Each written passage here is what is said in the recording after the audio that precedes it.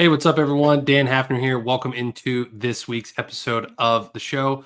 So I'm going to jump right into the interview here. It was actually recorded a couple of days ago. I'm going to then come back after the interview and add on a couple of different things, give a little bit more of my take on this, and then we're going to do a couple of news stories that are going to be really relevant to this topic of conversation. So without any further ado, here you go.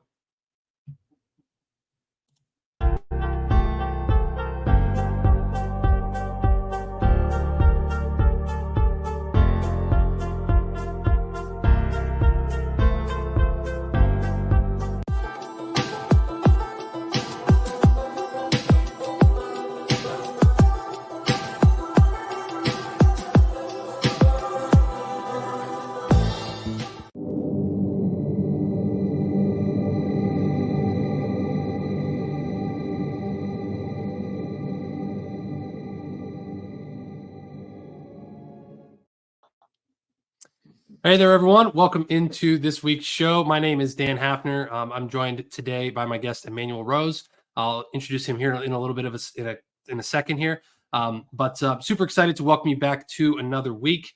We're going to continue in this conversation of AI.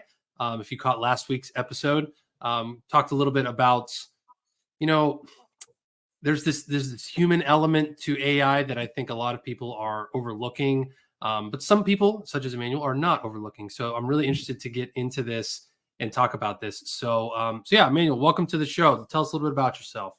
Thanks so much, Dan. Yeah, I've been in sales and marketing for over 3 decades and started to encapsulate some of that knowledge into this series of marketing books about authenticity in the age of AI is one of the books. And then also a book about marketing to Generation Z. Yeah, I'm super interested to that. So why is that relevant? Why is that relevant in this day and age? Well, I think it's critical that as we get this amazing new tool that are proliferating in the marketing space in particular. I mean, we know that AI is not new, right? It's started in the 50s. It's been permeating software for a long time, but there's this proliferation that's happened from chat and then Google and Microsoft, and now Elon's in the game. So we got to figure out how to use these tools to our advantage, but then also still get the outcomes that we need, right? And that's the relevance. Yeah, because I think, and as someone who follows along in the tech world and the marketing world, there is this, I think, this constant theme of, hey, like you have to, there's always this, I guess it's always been that way. You're always marketing to the future generations and kind of learning, like, what are maybe some things that used to work in the marketing and sales and business world maybe don't work on a generation by and large. That's a very broad topic, but is that I guess that's applying to this. I guess people like I'm the millennial generation. You got the Gen Z, you got whatever different ones there are now. What are some of the things that people should be paying attention to with this generation? Well, I think it's critical that we look at particularly in the case of AI, that we say, hey, how does this tool help to take one part of my marketing, like just say copywriting? How can I streamline my copywriting? And how do I best use this tool, right? So it's great for keyword research. It's great for building content calendars. It's great for taking the content calendar and then starting to build some small pieces of content. But in everything that you do, no matter which of the services that you're using that's generative, you've got to take the time to get rid of the hallucinations, right? The kind of the craziness that comes from the computer. And then you got to remember that you're still only talking to one person, and that one person needs a message that's relevant to them. And in classic marketing is problem, solution, call to action, some form of that, right?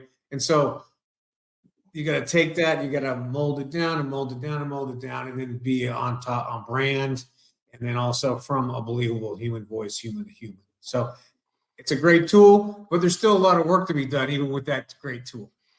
Yeah, no, I was talking about this in the last episode too. I think I love one of the big things I've used, first thing I started using ChatGPT for when I first saw it was email creation. I'm a very bad copywriter, not my cup of tea, not something I like to do or I'm very good at.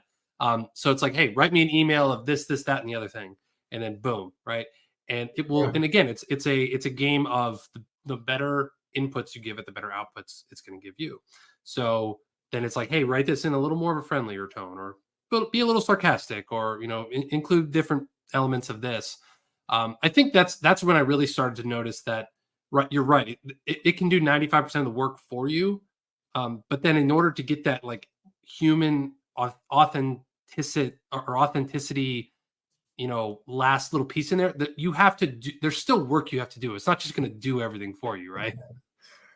Yeah, not yet. And so what I call lazy marketers are just plugging stuff in and then populating these massive shotgun approach emails. And, even to the point where like I'm getting emails now where there's not even my first name in there. There's just a comma where my first name's supposed to be. Or like the tags, first name. Yeah. Yeah. And so the kind of lazy marketing is not going to solve anything for a small business, smaller than mid-sized business, right? We still have to be targeted to who is the human that I'm talking to? What is their role in the company, or what is their role in the household? What is the challenge they have, and how can I help them self-educate, trial, and move to purchase as quickly as possible in a way that they are able to consume information? Interesting. So what do you think? What do you think is?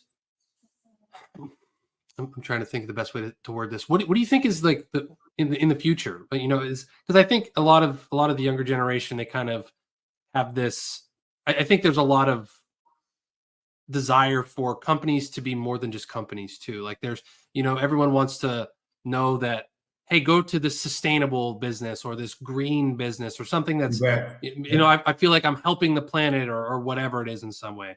I don't fully understand. I'm not really of that generation, but it's a thing to pay attention to. It's a legitimate thing. So as as someone who does marketing online or does sales in whatever industry you're in, is that something that really should garner a lot of attention? Is there messaging that you should be paying attention to in that area, or is that just something that you're just kind of like I guess that's what I'm trying to ask. Is there certain ways that you need to approach those types of things? Yeah, I think that's a great observation, a great question, Dan. And it's a phenomenon that I call the social CEO, right? And there was a book written about it about 5 or 6 years, and I outline this in a book about the social media edge, and the idea that as someone who either owns or manages or CEO of a business, that we need to be the primary influencer, right? Influencer. And that we need to spend some time on video, that we need to talk about what civic organizations we're involved in. Where am I spending my time on the weekends with my family? Humanizing myself as the leader, and also humanizing the brand and showing that I'm participating in the world, not just trying to transact. And this is effective for all generations, but particularly for Gen Z, because they really are a very values-based purchaser. And they know how to track down and buy absolutely everything on the internet. So then the differentiation becomes filling this gap that they have, which is connecting with other humans, right? That's like they spend so much time and they understand digital so well that they knowingly or unknowingly have a big gap in there, and that is connecting to other humans. And so that's how we can connect as brands to these end users. Interesting. Okay, so how do I do that? Like if I'm someone listening to this and I'm, how do I value how do I market my values? Is that a social media thing? Is that something that you can use AI for? Like give that to me in like fifth grader terms. Like how would I do that? No, I mean that's the correct question. I applaud you. You're quick on the move here. Thanks. And it's very straightforward. And it is a calendar item on Monday mornings, 9 a.m. Is you take 90 seconds to video yourself on your phone and simply talk about one of a few topics. One, what was the last thing that you did that was civic minded or community oriented, or even a donation that you made? Two is who in your network that you've worked with recently really impacted you and that you're really fond of right now, employee or vendor of the week kind of ideas. Three would be customer success story and somebody that you interacted with that you were really excited about. And four would be a product announcement, but it's all done. You only need 90 seconds and you take each of those topics one at a time, one per week. Hit your 90 seconds, take that 90 seconds of video and send it to your agency or your marketing department or yourself and get it transcribed, cut the video down into an edited piece, snippet it if there's some things that are snippable. And then you have your blog content, you got a video post, and you've got at least 3 social posts from that 90 seconds. I like it. That is straightforward. That's awesome. Another quick question for you before we go to a quick break. You mentioned blogging in there. I'm glad you mentioned that. I saw you had that on your list. I mean, does blogging still get you results? Like I feel like I have mixed. You hear one thing from someone, and then you hear another thing from. It's probably like anything else in the world, right? But does blogging still work? Is that something that is still worth putting the time into? Well, I think yes, that's my short answers. Absolutely. So it used to be the blog was the centerpiece of everything we did, right? Right. About 3 years ago. Now video is the centerpiece of everything we do. You want to do everything starting with video, just like you're recording this episode, right? And then you take the transcription and then you push it to the blog. And the reason you still need the blog is some people are visual learners and they want to read every detail, right? 2, the search engines are still crawling your website to help with your SEO. So you have to have fresh content that gets on there so they have something to crawl, right? Because we're still all using the search engines in order to do some form of research on new product purchases. So it's not the centerpiece anymore, but it's the second layer out. That's the first most important spoke. Interesting. Okay. All right. So we're going to take a quick break. We'll be right back here in a couple of minutes, and then we'll dive more into another topic I want to talk to you and dive a little bit deeper into.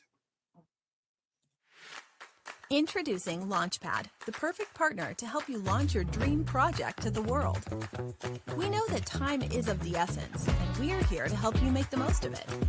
With Launchpad, you'll get access to the most advanced digital tools and strategies to take your idea from a mere concept to a fully fledged success. Whether you're an aspiring entrepreneur or a seasoned pro, we have everything you need to make your mark in the world. So why wait? It's time to take the leap and make your vision a reality. Launchpad, your ultimate launch partner. Let's make magic together. Hi, I'm Julianne Meyer, the host of Own Your Wellness, and you can watch my show on Mondays and Thursdays from 4 to 5 p.m. Pacific on Achieve TV right here on E360 TV. Remember, there's more to health and wellness than broccoli and burpees.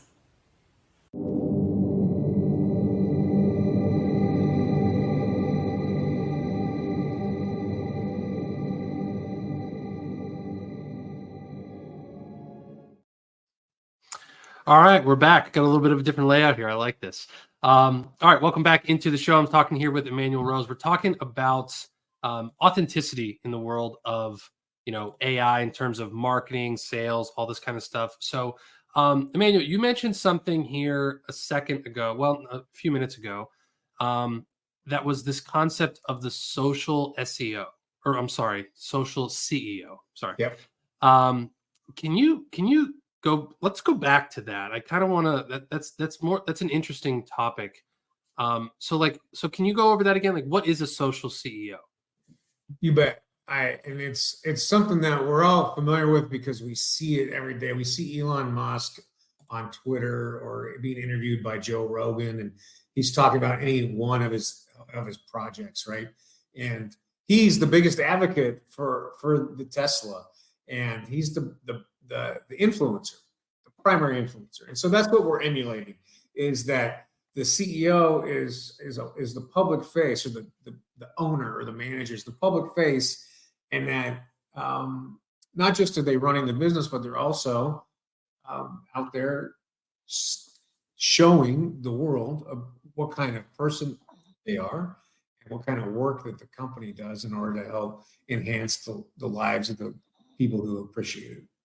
So it's really about a commitment to say, maybe I'm Gen X. Like I really don't want to be doing video and podcasts and all that stuff. But I know if I wanted to speak to, to other people, younger people, that I have to have a presence about that. And so whether I care about it or not, whether I listen to podcasts or not, that doesn't matter.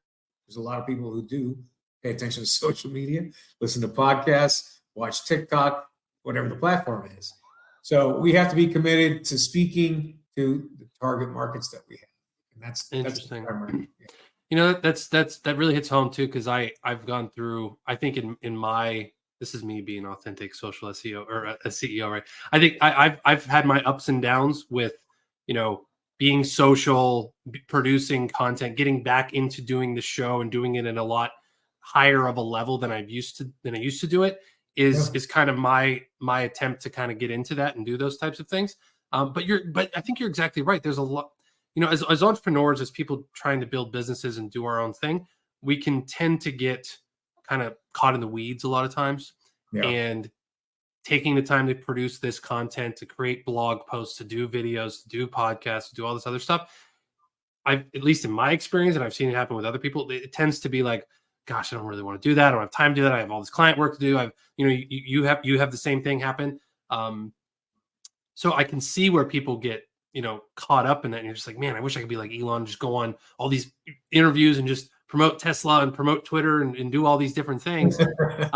But then we're like, we also have like client needs to fulfill and do all those types of things too. So, so do you have, like, I guess to the owner out there that's like me, like, okay, like, how do I produce this content? I know you gave us the 90-second example and things like that. Do you have anything else, beyond that, for anyone who's looking to do, bigger and better things? Well, I think, depending on, if any business is doing at least $500,000 should be involved with an agency of some sort. Right. So outsourcing a good part of the marketing, because you're never going to be able to hire one person that can manage all the elements of modern marketing. So that's the first thing. And then the second thing is to be committed to it, and then to have some KPIs around it and say, okay, I'm going to do 6 podcasts a month. What is that generating for me? And how do I maximize the value of being on those podcasts? And if it's not direct sales, then like what I do is I take these podcasts, I send them to my team, and then we generate social content from every one of these. I get 15 pieces of social content that goes out everywhere, so that I'm getting double value from it. So that's the second thing, is be committed, have some KPIs, and leverage it. And then the third thing is you got to have fun doing it. You got to pick a platform either that you want to be on, that you enjoy, or a platform that your people live on and that they need you to be there. Yeah, no, I agree. I think that's very smart. And then also, like you said, once you scale and working with other companies to outsource that kind of stuff, because that was my one thing, is like, okay, and I find this with myself and with other people as well too. There's so many things you could do. There's so many platforms out there. There's YouTube, there's podcasting, there's 9 million different ways, and there's probably new ones that just came out today. You know what I mean? For sure. So if you could pick, we talked about videos versus blogs and that kind of stuff. Like, what if you could only do one thing? If I was just trying to focus on like one specific marketing thing to do consistently, what would that be? Well, if you're selling business to consumer, then pay-per-click ads. That I would say pay-per-click to a landing page. There's your social, right? TikTok, Instagram, Facebook. Those pay-per-click ads will generate the ROI that you need to build a business. If you're selling B2B, then now it's LinkedIn content and expanding your LinkedIn presence and posting and connecting with people on LinkedIn. Those are the highest form of ROI right now that I'm seeing. Interesting. Okay. And I think like in what you mentioned before, doing all of the different, does that omnipresence of being everywhere where you take, we'll take this show and we'll break it out into multiple pieces of content and that kind of stuff.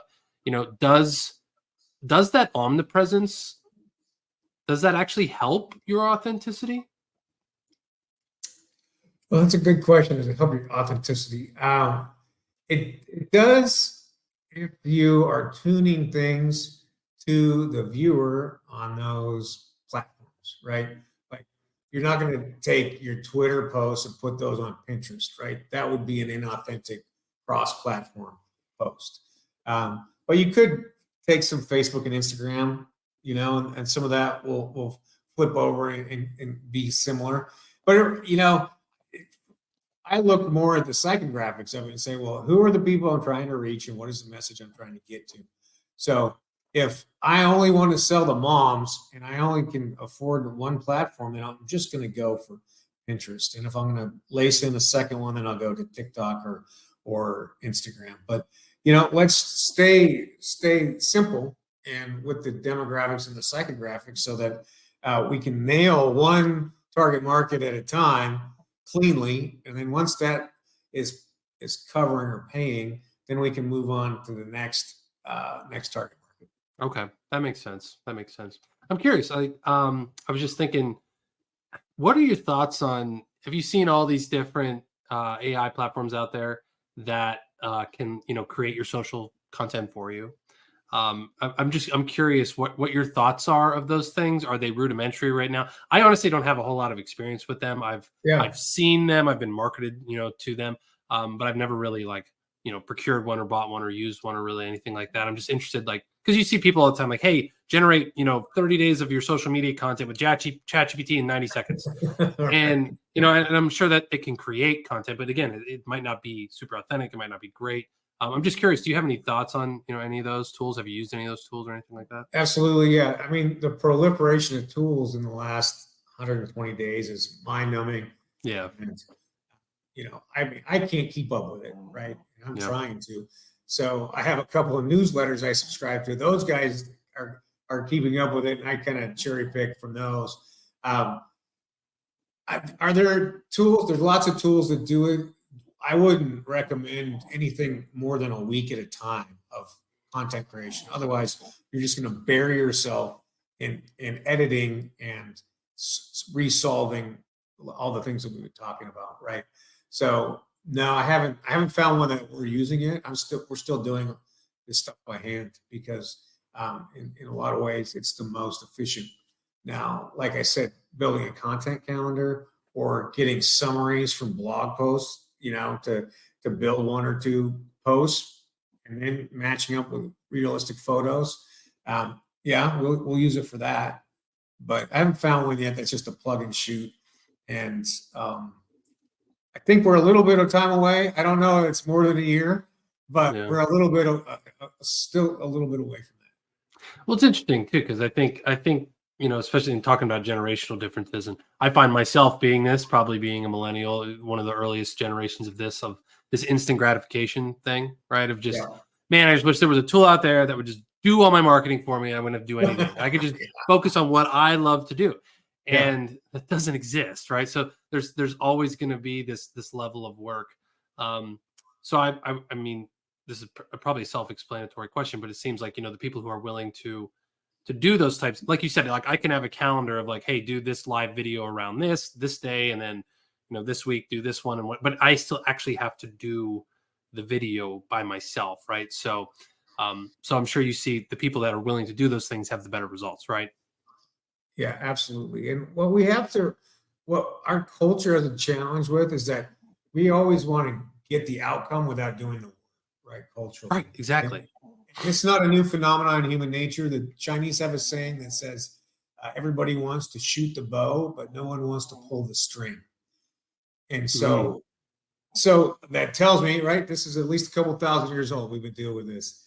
What we have to remember is that we're part of what we're here to do is to work, and that we have to experience all these things, and we have to imbue all of our work product with ourself. And so that's the push pull of all these tools. Is where do I get the efficiency, but where do I continue to spice in and imbue in the work my humanness, my unique perspective, and me, because that's ultimately we do business with people we know, like, and trust. Wow. Interesting stuff. Very, very interesting stuff. I really, really appreciate you coming on. So, all right. So where can we go? I think you said EmanuelRose.com is a good place for someone to go learn more about you. Yeah. And then the books are on Amazon.com. Yep. Okay. Awesome. Well, thank you very much, Manuel. Really appreciate you coming on the show. This was really interesting conversation. Probably going to add a little bit more context to this inside of, the rest of the show. Sure. But this is really, really interesting, and I think worth a re-listen too, for any of you out there listening to this. This is, again, just this authenticity thing, especially compared with what we talked about last week too. I think is really, really, really interesting. So, anything else to add, Emanuel? No, I really enjoyed our conversation, Dan. Thanks for sharing time with me. Awesome. Well, thank you very much, and I'll catch you guys on the other side of this break.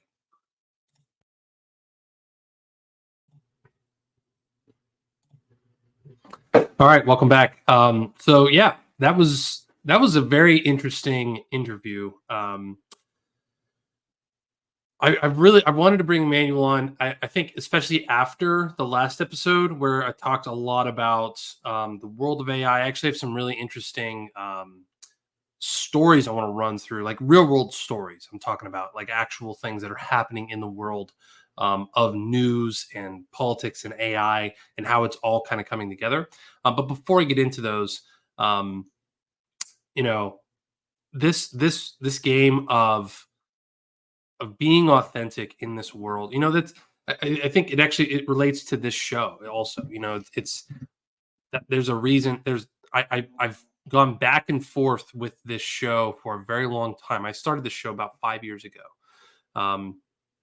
I started out, I was very, very bad. I got a lot better. And that added to my authenticity, to my actual legitimacy inside of being able to produce podcasts and now a TV show, all these types of things, because I literally just did it. I was authentic about it. And I was very upfront and transparent about things and being like, hey, I don't know what the heck I'm doing. And I'm going to figure it out. And that's how I went. Right. So it's a very, very interesting game. And then we talked a little bit about it with Emanuel, this game of, every business needs to kind of be more than just a business. You see this a lot with, all the different politics that big corporations, I'm talking like big corporations get involved in. They get involved in the culture, they get involved in policies and different political views and things like that. It's a really, really interesting game, whether you're for those or against those or whatever. I'm just bringing up the idea of it as its own, because marketing is polarizing, right? When you market to someone, when you whatever age they are, whatever gender they are, whatever anything they are, it is a polarizing thing. Like, you are trying to attract certain people, and you're actually, nobody really says this, but you're trying to repel others, right? That's really what you're ultimately trying to do. Because if you don't repel others, you're going to have everybody in this room. Like, I'd like to think of it as, if you're trying to say I'm doing this show inside of an actual hotel lobby room or a conference room or whatever the case might be. And we're just letting anyone come in and say, hey, Just join this podcast show, join this TV show. This guy's talking about some really cool stuff. Just come on in here, right?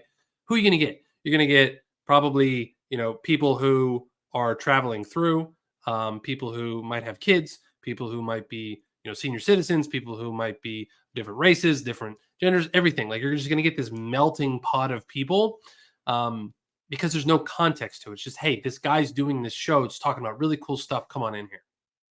Right. That's not polar. It's just very like, well, it's not even attractive, really. It's just, but if there's this guy named Dan, he's talking about technology, he's talking about business, he's talking about AI, he's talking about how these things are affecting your life as a business person, as a consumer, as a person on the internet doing different things, that's going to turn some people on, and it's going to turn some people off. And that, I really think, is what speaks to more of, it really becomes this authenticity kind of by default when you do these things, because the more people I've seen, I'm far from a marketing expert. I'm far from being the go-to authority inside of all this conversation, right? But what I will say is I've seen enough of it, and I've done enough of it myself to be able to say, like, you know what, if you're the people who take a stand in their marketing, who actually are saying like, hey, I'm going to stand for this thing. I'm actually going to take a stand for something or against something. I'm actually going to say, hey, this is right, this is wrong, this is the way to do this thing, this isn't the way to do this thing. It's what drives clicks, it's what drives attraction, it's what drives attention, right? You think about probably the most polarizing figure of our time, of our world, right? Donald Trump. Whether you love him, whether you hate him, he is a polarizing person because of the things he says, because of the things he does, because of this entire marketing machine that is around him. That there's certain people, you watch any kind of news story, right? There's certain people that will say anything that he says is just awesome. It's just the greatest thing ever. He's, the second coming, damn near, right? But then there's other people who will literally take everything he says and twist it and do it, and it's always different, right? So, and it's like pure evil coming from his mouth, right? It's just one of those examples of, it's how you see it, it's how you perceive it. I'm actually going to get into a news story that talks a little bit more about that. Not Donald Trump, but actually the war going on in the Middle East, and all of the different pieces of information that are coming out, disinformation, how it's being perceived, all these different things that are going on. And we'll get more into that here in a second. But it is there's a real conversation to be had around this. I as I mentioned in the interview, I think a lot of people, especially when you get into the online world, and we've seen this with social media, particularly, there is a dehumanizing effect to even like this show, the way that we're communicating, the way that we're talking to each other. It's not in person. There has to be some deeper level of authenticity, because you're just watching me on TV, or you're watching me on your phone, or you're just watching me on your laptop. Like, you could be across the world, you could be in a different world, you could be watching this at 3 a.m, right? So there has to be a different level of me being able to connect with you and to say things that actually matter, and say things that are actually making a difference. And when it comes to you in your business and your clientele and your life, whatever you're doing, you have to be able to do the same thing. And when you do it, especially inside of an online world, it's very, very difficult. It's very hard to do, because it's so easy to be a keyboard warrior. It's so easy to just, I was talking with one of my family members that said they got in a fight on Facebook with some random person for the first time in a very, very long time. And it's out of character for him to do these types of things. And that's really, really interesting, because it's like, okay, well, why would that happen? There's obviously some triggering thing, or something's happening, but it's a polarizing issue. There's a polarizing thing. But that's also a very, easy thing to do, because there's no repercussions. He doesn't know this person. They could be in California, or, Montana, or Texas, or wherever. And, we're out here on the East Coast. So, like, there's no repercussions to when you're a keyboard warrior arguing with someone. I mean, there are real things like when it comes to mental health and emotional health and those types of things, but it's not. There's very rare cases of like I'm going to talk shit about you on Facebook, and then you're going to come at me and actually come to my house and like finish the job. You know what I mean? So that really creates this distance and this barrier of, you know what I'm talking about with the keyboard warriors, right? So you have to combat it. You have to be able to provide methods of being real and communicating. And for any of you on here on this podcast, like you can fill out the Q&A portion of this. If you're watching this on Spotify as a video podcast, or you can, check it out on the site. You can actually submit things. You can comment. You can make comments live on YouTube as this is streaming. And I will respond. Like I will actually take the time to respond, and whether it's good, whether it's bad, whether it's hateful, whether it's whatever. So anyway, there are just a lot of cool things to think about when it comes to the authenticity, the humanization of this entire conversation. So just a really, really fun interview. Thank you, Emanuel, for coming on. Really appreciate all that. Okay, so I'm going to take a quick break, and then we're going to come back, and I'm going to dive into the news stories. My name is Adriana Morrison, host of the Health Revolution TV show. Join us Tuesdays and Thursdays live, 10 a.m. Pacific, 1 p.m. Eastern Standard Time, where our mission is simple: engaging conversations, elevating health and wellness, empowering transformation. Right here on the Achieve TV channel on E360 TV. Introducing Launchpad, the perfect partner to help you launch your dream project to the world. We know that time is of the essence, and we're here to help you make the most of it. With Launchpad, you'll get access to the most advanced digital tools and strategies to take your idea from a mere concept to a fully fledged success. Whether you're an aspiring entrepreneur or a seasoned pro, we have everything you need to make your mark in the world. So why wait? It's time to take the leap and make your vision a reality. Launchpad, your ultimate launch partner. Let's make magic together.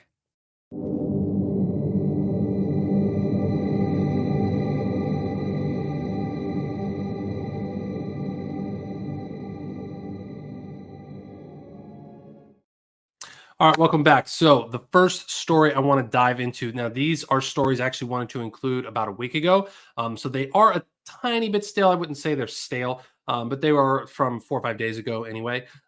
So this first one I'm actually going to show you guys so you can actually just kind of see and go along with it. So there was an executive order. Okay, so Biden releases AI executive order directing agencies to develop safety guidelines. Very, very interesting stuff.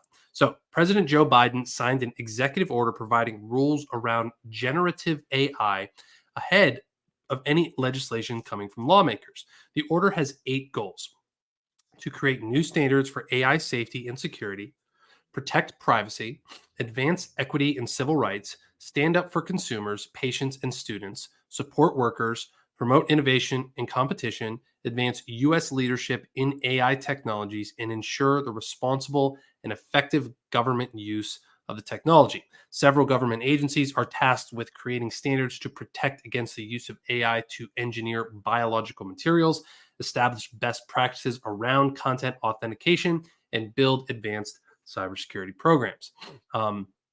This is very, very interesting. And just something quickly I wanted to comment on. So I have a background in cybersecurity and went to school for cybersecurity policy, got all kind of, master's degree and all that kind of stuff. So things like this are very, very interesting. And I also came from a political science background when it comes to, the different branches of government, how all things work. And I love political science too. I'm definitely a political junkie. So this is very, very interesting when it comes to this, because obviously, when you wait for a government to do things inside of legislation and actually get everybody working together, it's very, very difficult to do. Case in point, there has never been comprehensive, immigration policy passed in this country ever. And it doesn't look like it'll be anytime soon because it's very, very difficult to do. So what that falls to is the executive branch to pass different executive orders varying from president to president as time goes along. So it's very interesting that the Biden, administration would take the time to go forward on this. I know there's been a lot of things in talks and all this stuff.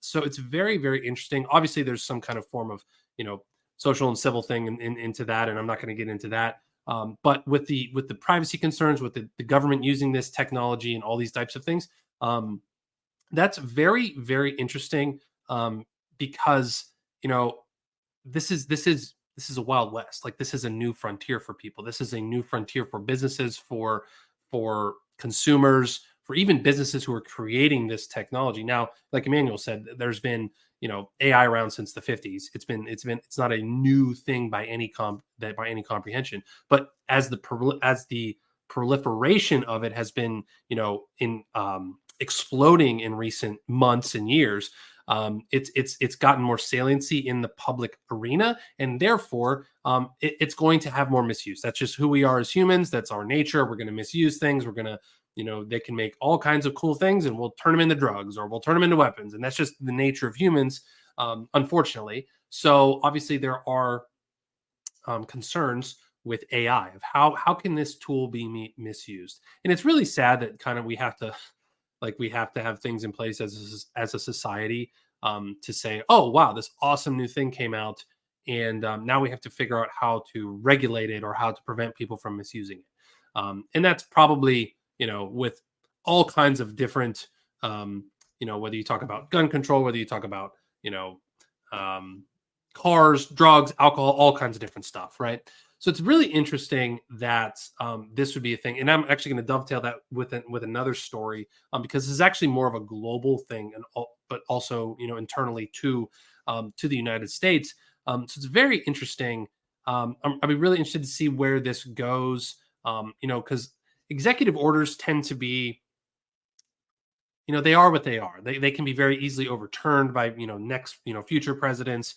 They can be they're hard. They're sometimes difficult to enforce. A lot of times these are done for just kind of the appeasement of voting blocks and different things like that. I'm not saying this is. I'm just saying that the history of them. And then again, they're very easy to be overturned. And then a lot of times they're just kind of set up to have different agencies have new power under them, or new funding and new departments. And again, they are what they are. That's why I never like to give a ton of weight to all of these types of things. But they are what they are, for lack of a better term. So so it's very interesting to see where this will go, because there will probably be legislation for this eventually down the road. I've done some thesis work on all of this inside of not inside of AI, but inside of like more of the the topic of mass shootings and how all this stuff works inside of the gun control debate. That's stuff I did 10, 15 years ago back in school. So it's very interesting to see where this goes, how it will affect.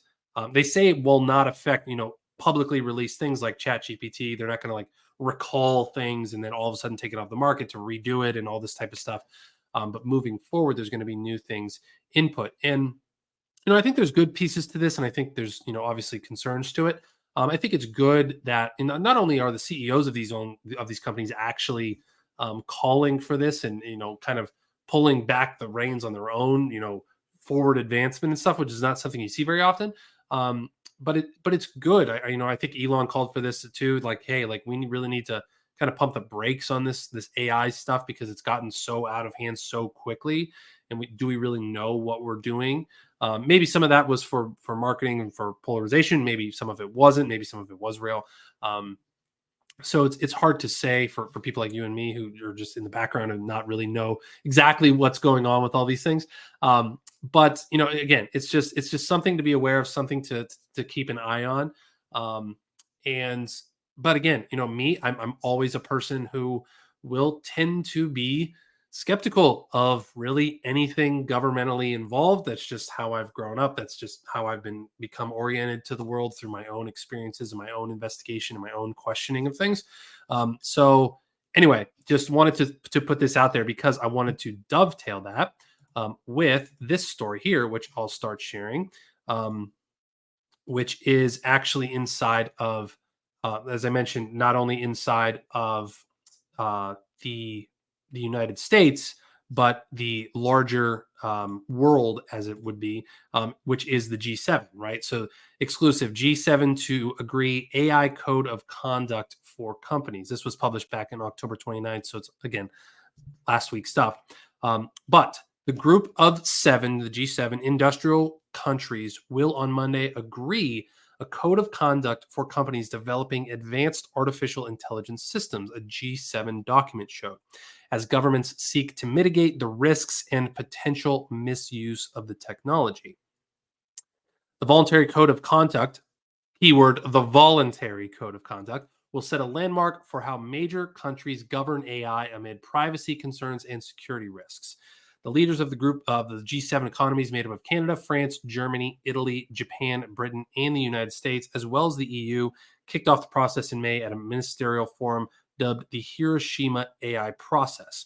It's 11-point code, promotes safe, secure, and trustworthy AI worldwide, and will provide voluntary guidance for actions by organizations developing the most advanced AI systems, including the most advanced foundational models and generative AI systems. So again, this is a bigger level story.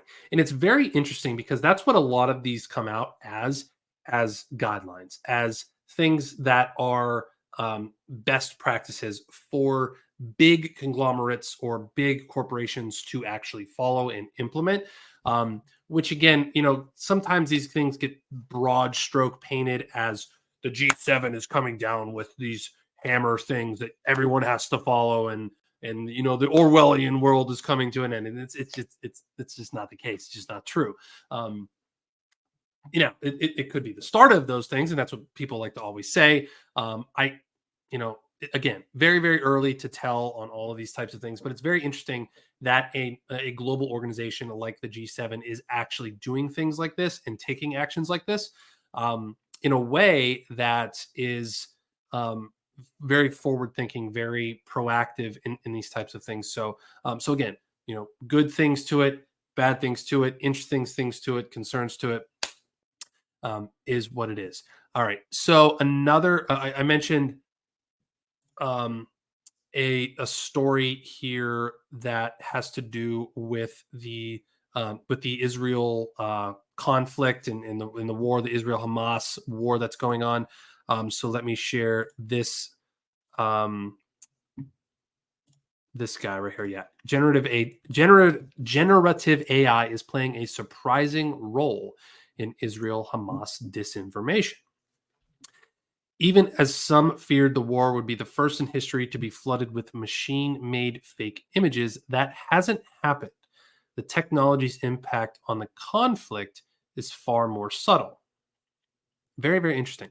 So in the weeks since Hamas launched its October 7th surprise attack on Israel, the ensuing conflict has generated an unprecedented wave of disinformation, an algorithmically driven fog of war that has tripped up major news organizations and left social media companies floundering.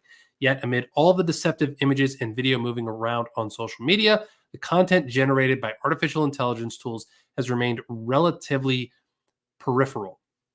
Even as some wondered if the Israel-Hamas war would be the first conflict dominated by false generative AI images, the technology has had a more complex and subtle impact. Okay, so what are they saying? They say AI-generated disinformation is being used by activists to solicit support or give the impression of wider support for a particular side. Examples include an AI-generated billboard in Tel Aviv championing Israel Defense Forces, an Israel account sharing fake images of people cheering for the IDF, an Israel influencer using AI to generate condemnations of Hamas, and AI images portraying victims of Israel's bombardment of Gaza.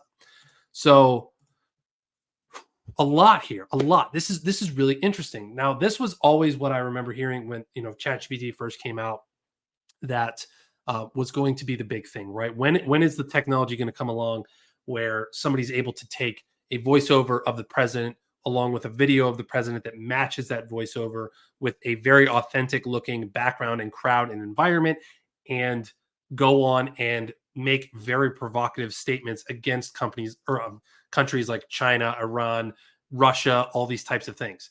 That's a super scary thing, right? I remember there's a movie, Die Hard with a Vengeance, I believe. It's where there's cyber terrorists that actually broadcast a fake video of the Capitol exploding from within, just absolutely exploding. But it didn't, right? That was the fake out. Because everyone goes out the window in DC and looks at the window and it's like, no, that's actually real. But people outside of DC would have no idea. That's something that is this type of thing, right? So so this is really, really interesting. So there is a very, very good book. If you I had to read this for my master's, excuse me, it's literally called On War. And very, very what is his von Clausewitz? Very, very interesting book, and this is really written, in an old sense of what are the rules of war? How, like, the fog of war. There's always war is deception, right? And the online world is another domain of being able to deceive, being able to manipulate, being able to put out fake information, to put out, again, like these things that are drumming up, hey, let's make this look like we're stronger than we are. This isn't anything new inside of the world of war. You always want to make your enemy uncomfortable, disorganized, chaotic. That is the essence of war ever since we were riding around on, horses with pitchforks, right? Like that's always been the way of it. It's just it's moved into a new domain. So it's really, really interesting to see, again, it's video and audio can be, kind of traced and seen. At least it's not super advanced in this generative AI of, hey, we can actually prove that that's wrong, or we can, like, a quick fact check is actually going to show, like, yeah, that didn't really happen. That's AI, right? But what they were talking about in that article, that's very, very interesting when it comes to the wars are won in the public mind. It's a war of whose side are you on, of who do you actually support. And if there's low support for a particular war in a country, that's going to be very hard for that government to sell those people on supporting that war. Either it's financially or with actual troops or anything like that. So, would there be videos coming out that are actually not true of someone who's on a particular side that's actually now condemning it, right? As long as somebody is very authentic, again, going back to the authenticity thing, how I tie all this in. If someone's very, like, I'm on this side, I support this, this value system, I support this political end and whatever it might be, when all of a sudden something comes out that's super opposite, that's obviously a red flag to people to be like, well, did that person really say this? Because given who they are and everything we know about them, it's very hard to believe that they would actually say this thing or do this thing, right? It's kind of like the sniff test. It's like, that doesn't seem right to me. And as normal people that have common sense can kind of see things, that's really kind of a no-brainer when it comes to things. But the accumulation of this stuff over time, when a lie gets repeated enough, it's eventually believed, right? So when there's little generative things that are stacked upon each other that are very, very subtle, that are very interesting, that aren't really noticed, that kind of fly under the radar, that's when things add up in 1 to 2 to 3 to 5 years that completely change the public's mind on a particular topic. So this is really, really something that's worth paying attention to. That's worth, doing your own research on, thinking through in your own logical ways, because this matters. This type of stuff matters. I mean, this is war we're talking about. This is actual real people dying, real people engaging in things. Like this is a real topic, right?